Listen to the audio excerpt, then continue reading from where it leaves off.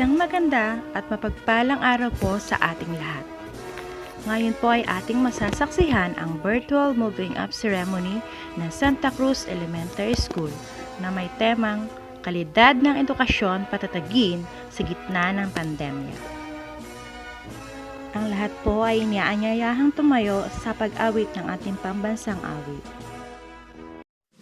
Mga kababayan, ang pambansang awit ng Pilipinas.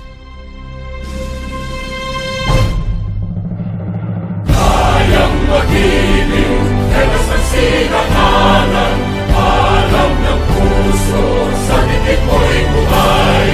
Lupang hinirang, tuyag ka ng mag-ibig, sa manlulupin, di ka pasisingil, sa nagatang tutok sa simoy at sa langit mong bagaw, ay hinatang tulad, awit sa pagkayang minamahal, ang isang ng matawad mo'y tagumpay na nag-iingin, ang bituin at araw niya kailan ang may di magdidinig. Luman ang araw ng walhagit pagsinta, buhay langit sa piling mo. Ang inigaya ng pagkay mga amin, ang mamatay ng dahil sa'yo.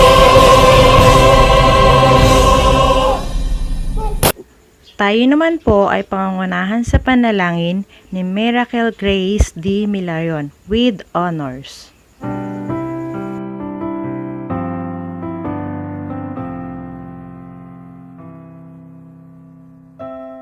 Panginoong Diyos na makapangyarihan sa lahat, papuri at pagsamba ang alay po namin sa iyo. Salamat po sa oras na ito, ang araw ng aming pagtatapos, ang unang hakbang ng tagumpay sa aming pag-aaral. Salamat po sa 6 na taon ng aming pag-aaral na nilingap at ginabayan niyo po kami. Salamat din po, Panginoon, sa katagumpayan ng buong taon na bagamat nasa panahon ng pandemya, hindi niyo po kami hinayaan na hindi magkaroon ng edukasyon kaming mga bata. Kahit sa paraang modular at sa oras pong ito, tatanggapin namin ang unang hakbang ng tagumpay sa aming pag-aaral. Salamat din po, Panginoon, sa lahat ng naging guro namin na naging bahagi ng aming buhay. Nagsilbing liwanag at tanglaw sa aming murang isipan. Sa kanilang walang sawang pagbabahagi ng kaalaman at pagtuturo ng kabutihang asal. Salamat din po sa aming mga magulang na handang sumuporta at magsakripisyo para sa amin. Panginoon, kung ano po kami ngayon, ito po ay dahil sa kabutihan at pagpapala niyo sa amin. Kaya muli po, marami pong salamat sa lahat ng pagpapala na kaloob niyo sa amin. Panginoon, ang lahat pong ito ay aming itinataas sa dakilang makapangyarihan namin Diyos. Aming Panginoong Jesus. Amen.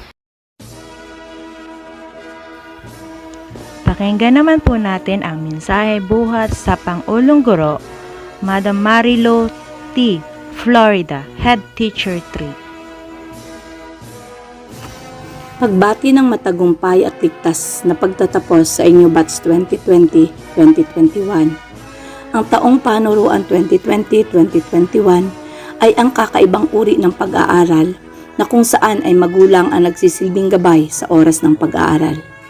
Bagaman at napakahirap ng sitwasyon, tayo ay di sumuko at nagpatuloy sa pag-aaral. Isang pagsaludo sa lahat, sapagkat sa kabila ng pandemyang ating kinakaharap, ay patuloy kayong nagsumikap upang matagumpay na matapos ang unang bahagdan ng edukasyon. Sa ating tema ngayon, na kalidad ng edukasyon lalong patatagin sa likod ng pandemya, ay pinatunayan lamang natin sa tulong at gabay ng bawat magulang na walang mahirap o imposible kung tayo ay nagtutulungan at may iisang layunin tungo sa kabutihan ng bawat mag-aaral. Patuloy tayong magkapit-bisig, maging matatag at tumingin ng gabay sa poong lumikha para sa iisang layuning makapaghubog ng batang maayos ang pag-uugali, marunong gumalang sa kapwa, may takot sa Diyos, pinapahalagahan ang kalikasan at bansa, gayon din ang paggamit ng kaalaman sa mabubuting gawa. Muli po, pagbati at pagpupugay sa mga magulang at baktang magsisipagtapos sa panuroang 2020-2021. Pakinggan naman po natin ang mensahe buhat sa kalihim ng edukasyon, Secretary Leonor Magtulis Briones. Good day to each and everyone who is attending virtually present at this time of our graduation ceremonies for our beloved and very precious graduates for the school year which ends at this time. First of all, I'd like to greet the parents and family members without whose sacrifices, whose reminders, and whose participation in the learning process for our graduates have resulted in this culmination program. This year, your role has changed drastically, where we've always believed that the matter of educating our children rests nearly exclusively on our teachers and our staff. This time, you parents, you family members, you who are in the households of our learners have expanded your role and contributed to this wonderful day wherein finally our learners are graduating in this culmination exercise. So congratulations, because this year has not been very easy, has not been a picnic for our teachers, for our family members, as well, especially the parents, mothers, fathers, sisters, brothers, and all who have contributed to the achievement of our learners at this time. So, maraming salamat at congratulations, parents and family members. Mas malaki ang role ninyo at this time compared to earlier graduation exercises. Secondly, I would also like to greet our teachers, without whose very careful review and careful supervision of the work of our pupils and our learners, this event would not be taking place at all. And so thank you, teachers. Your role has also expanded, in addition to seeing to it that the modules are faithfully followed, the assignments are correctly implemented, and the learners are truly learning. And you have had to deal with new ways of assessing the performance also of the learners. So congratulations, teachers, for enduring, for your patience, for your love for our learners, and your willingness to engage in a way and methods of teaching which are different from those which are used to.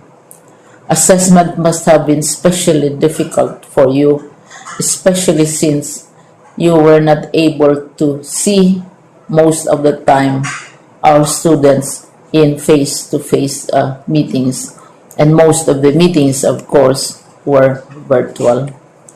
We'd also like to thank the local government units for their interest, for their cooperation, and for their continuing contributions to the needs of education, even as our children do not go to school.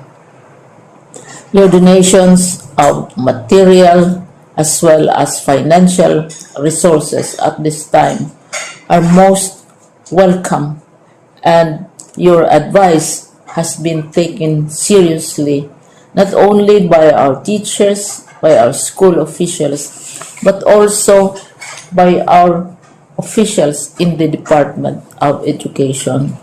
We continually talk with local government units, especially in times of disaster, in times of great need for classrooms, for space, and for responses to unforeseen emergencies. Thank you, local government units.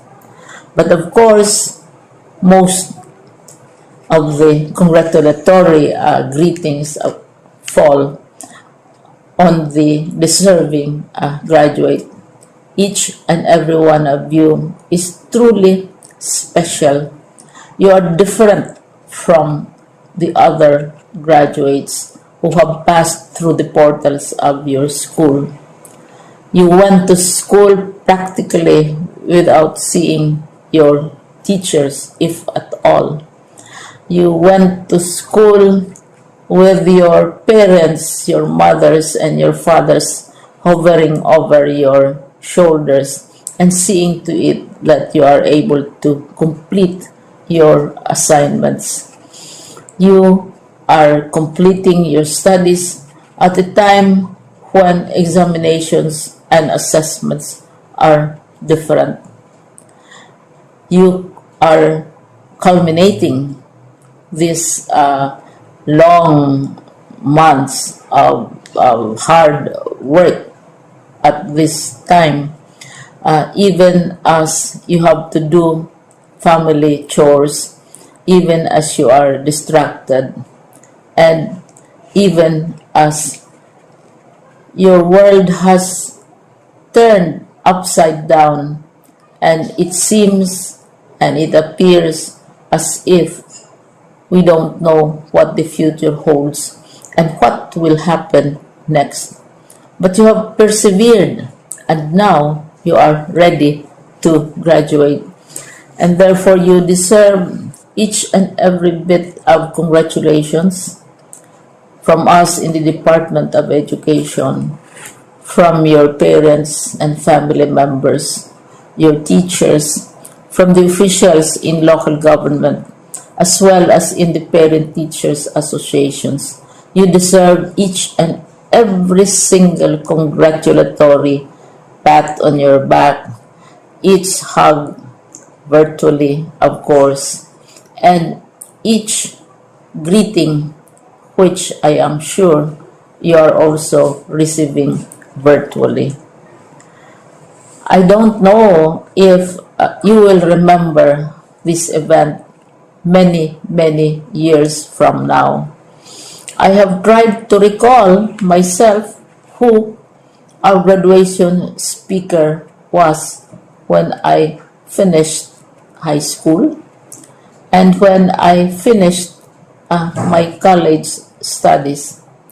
All I remember is that the graduation speaker was someone important, someone who was invited because that someone is supposed to give a message.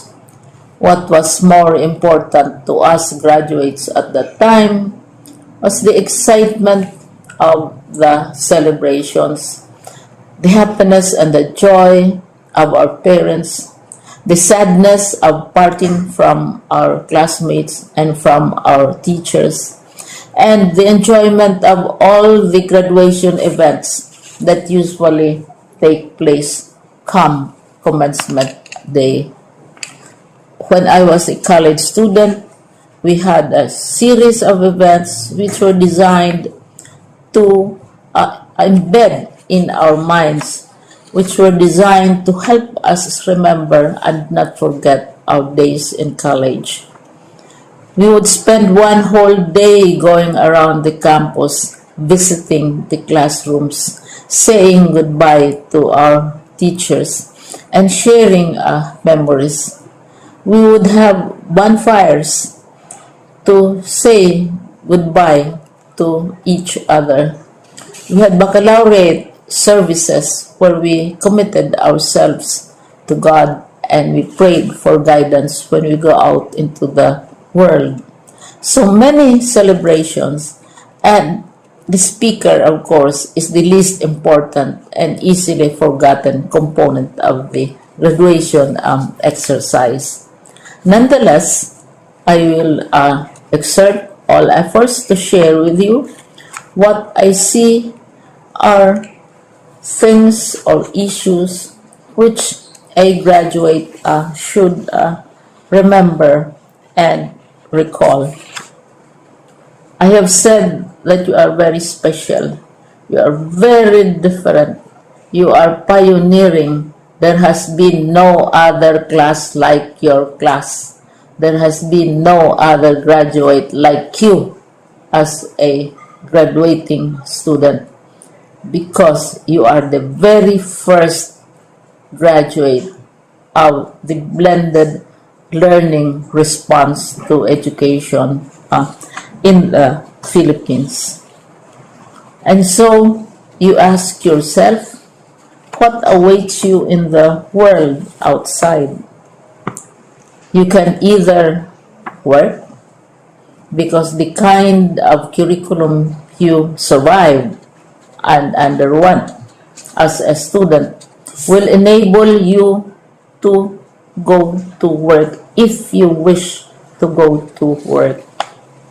Some of you will proceed to further studies, and this would be a wonderful thing, because there are many opportunities for further expanding your knowledge, for further answering and looking for explanations of issues, events that make you curious, especially in science, in technology, and also in the arts. So you can work, you can go to further studies, and perhaps some of you will settle down, hopefully not too soon, so you can pursue what you really want to do. So today, this is why we call this exercise a commencement exercise. It's not the end of our studies. It's not the end of all our efforts with blended learning, with modules, with floods, with earthquakes, and of course with COVID. It's a commencement of doors opening to you. More doors will be opened because you are a graduate. You can work, you can proceed for further studies, you can help your parents, and you can perhaps look for opportunities to do what you have always wanted to do, whether at work, whether at advanced studies, whether at learning more in science and technology, in mathematics, and in the arts. All of these opportunities are available to you. More doors are being opened. I hope you will select the door which arouses your curiosity, the door which will help you know more about this world, and the door which will allow you to contribute to the development of our country and contribute whatever we can to solve our problems and our challenges. Congratulations once more to each and every one of you. Congratulations to you, parents and family members. Congratulations to you, teachers. When I was chair of the board of Silliman University, each time we had graduation ceremonies, during the baccalaureate and during commencement itself, I would cry. I would cry because you are sending out into the world a new batch of graduates, and we want to be sure that what is awaiting them is appropriate. We want to be sure that they are ready for what awaits them when they select which door to open. And so, we tell you, go out to the world, do whatever you want to do. God be with you, and be assured that all of us love each and every one of you. Congratulations.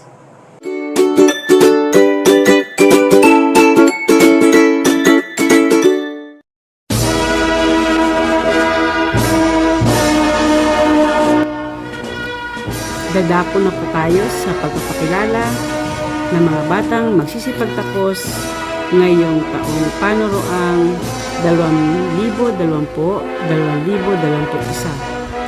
Sila ay binubuo ng 17 lalaki at 23 mga babae na may kabuuang 40. Malugod ko pong ipinapakilala sa inyo ang mga batang lalaki at mga batang babae na magsisipagtapos ngayong panuroang 2020-2021. Aguilar, Denmark, D.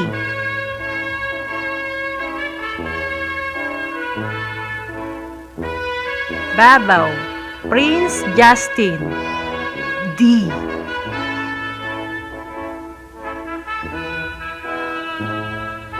Bakay, Chan Rusty, M.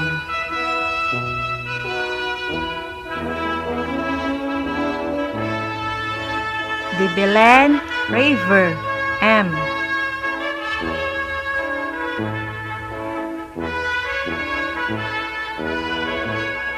Enriquez, Vincent, M.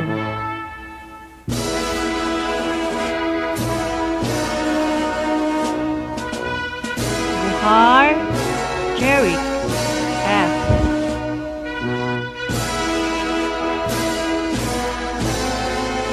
Buhar, Ravian, R.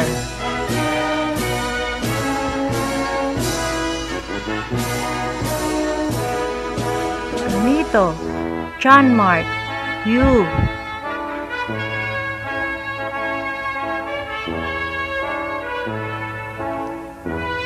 Eserio, Christian Dave, B.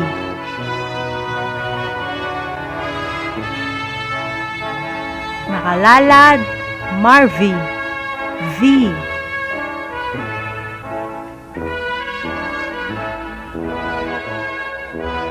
Maderaso, John Russell, E.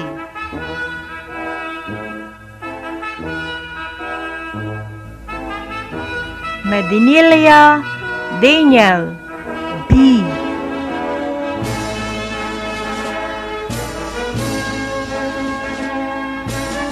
Padulina, Arwin, D.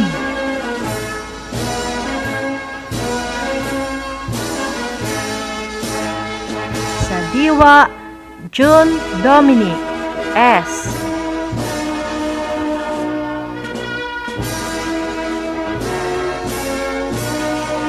Sais, Soren, M.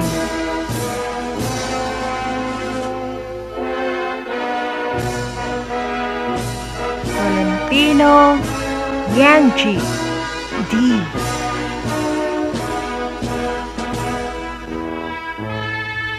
Vito, Mark Adrian, A.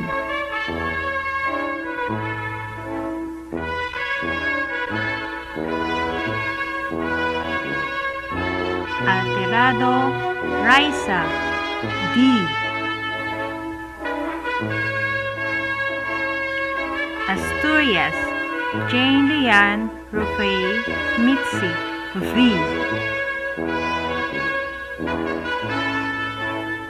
Kumia, Kaisel, T.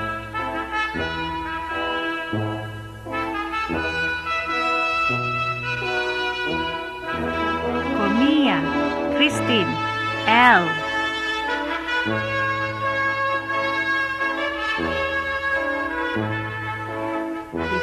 Castro Jenica N.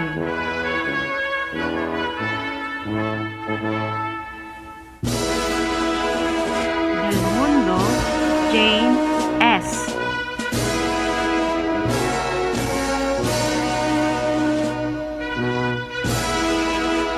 Sta Cruz Marian.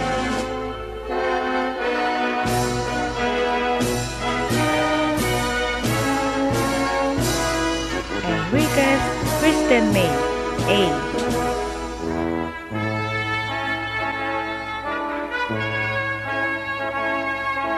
Enriquez Giselle Jane V.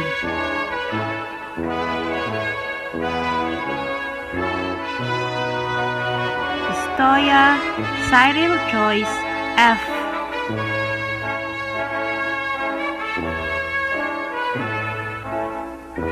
Fedelino Alexa S.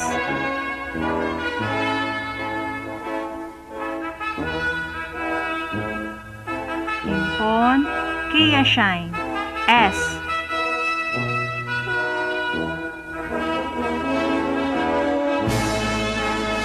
Laderazo Rainsel E.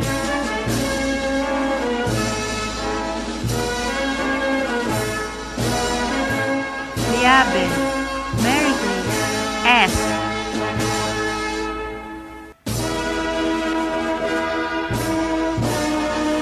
Milarion Miracle Grace D.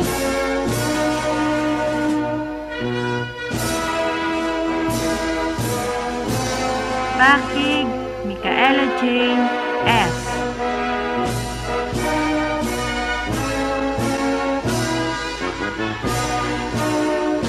Morial Christine L.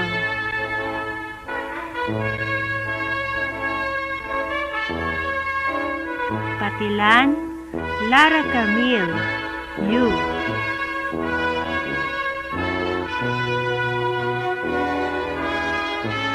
Salimo Princess Elisha M.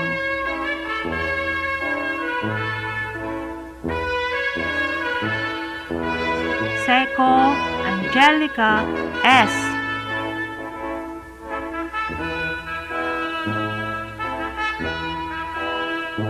Seco Shirley D.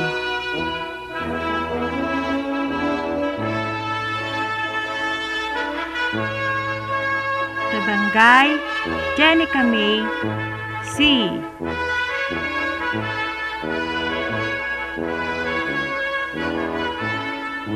Josan Jelin Joy G.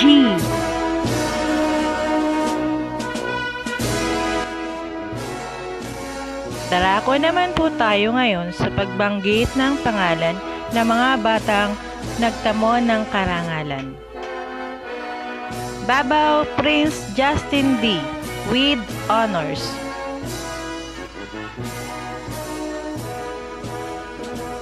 Alterado Raisa D. with honors. Asturias Jane Lian Rufay Mitzi V. with honors.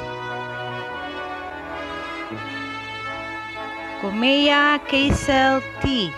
with honors. De Castro Jenica N. with honors.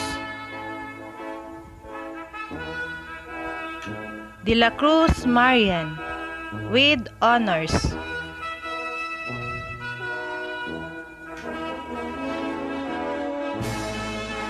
Del Mundo Jane S. with honors. Impon Kia Shine S. with honors. Fedelino Alexa S. with honors.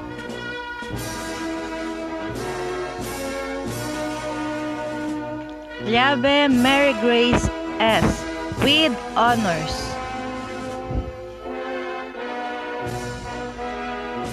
Milarion Miracle Grace D. with honors. Morial Christine L. with honors. Pakig Micaela Jane S. with honors.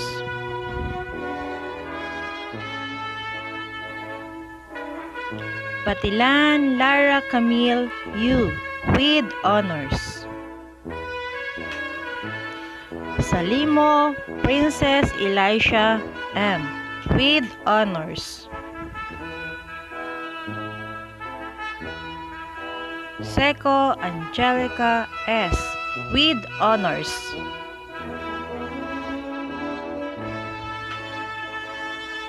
Tabangay Jenica May C. with honors.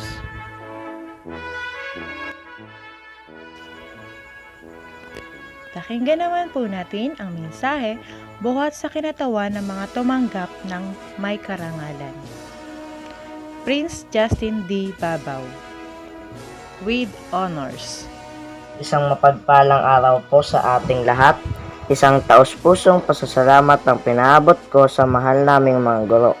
Maraming salamat po sa lahat ng mga aral at sakripisyo na inyong ibinigay. Kahit na modular ay marami po kaming natutunan. At sa mahal naming mga magulang, maraming salamat po dahil kayo ay naging katuwang namin sa pag-aaral sa panahon ng pandemya. Muli po, isang mapagpalang araw at maraming salamat po. Narito naman po ang mga bumubuo sa kaguruan ng Santa Cruz Elementary School. Mrs. Marilo T. Florida, Head Teacher 3, School Head. Mrs. Ginaline S. Noche, Teacher 3, Kindergarten Advisor. Mrs. Emeline E. Saher, Teacher 3, Grade 1 Advisor. Mrs. Karina T. Tenko, Teacher 2, Grade 2 Advisor. Mrs. Fortunata D. Aquesta, Teacher 3, Grade 3 Advisor. Mrs. Sylvia D. Manzano, Teacher 3, Grade 4 Advisor. Ms. Shirley Ann S. Red, Teacher 1, Grade 5 Advisor. Mrs. Rodora L. Candelario, Master Teacher 1, Grade 6 Advisor. Ms. Eden Arroyo, Teacher 3, School ICT. Pakinggan naman po natin ang pangwakas na pananalita buhat sa gurong tagapayo ng mga nagtapos. Rodora L. Candelario, Master Teacher 1. Isang mapagpalang araw sa inyong lahat. Tunay ngang napakalaking biyaya ang araw na ito sa inyong mga bata na nagsipagtapos sa panuroang 2020 at 2021. Sa gitna ng pandemyang ating naranasan, ipinakita ninyo ang inyong katatagan sa inyong pag-aaral. Salamat sa inyong mga magulang na laging nariyan at gumagabay sa inyong pag-aaral. Saludo po kami sa inyo. Sa mga kapwa ko guro na nagsilbing pangalawang magulang ng mga mag-aaral na ito, maraming salamat sa inyo. Muli, isang pagbati sa inyo mga batang nagsipagtapos. Hangad ko ang inyong tagumpay. Pagpalain kayo lagi ng poong may kapal.